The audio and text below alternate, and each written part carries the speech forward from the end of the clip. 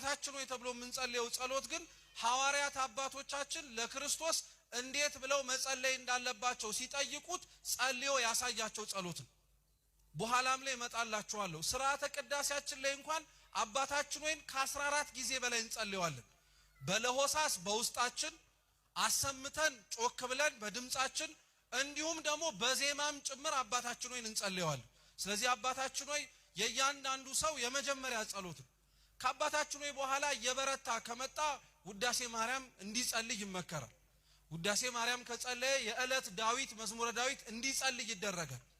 እነዚህን ሁለቱን ጸሎቶች በተለይ ውዳሴ ማርያምንና መዝሙረ ዳዊትን በደንብ ጠንቅቆ ካወቀ በኋላ እንደ ሰውየው አቅምና ብርታት ሌሎች ጸሎቶች እንዲጨምር ይደረጋል።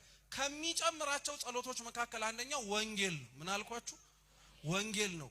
ታቁ ከሆነ ጻድቁ አባታችን አቡነ ሀብተ ማርያም በረከታቸው ለሁላችን ትድረሰን ካወረደላቸው አክሊላቶች መካከል አንደኛው ወንጌል ጸሎት እንደሚጸልዩ እንደሆነ ታውቃላችሁ። ወንጌል ስለሚጸልዩ ነው አክሊል የወረደላቸው።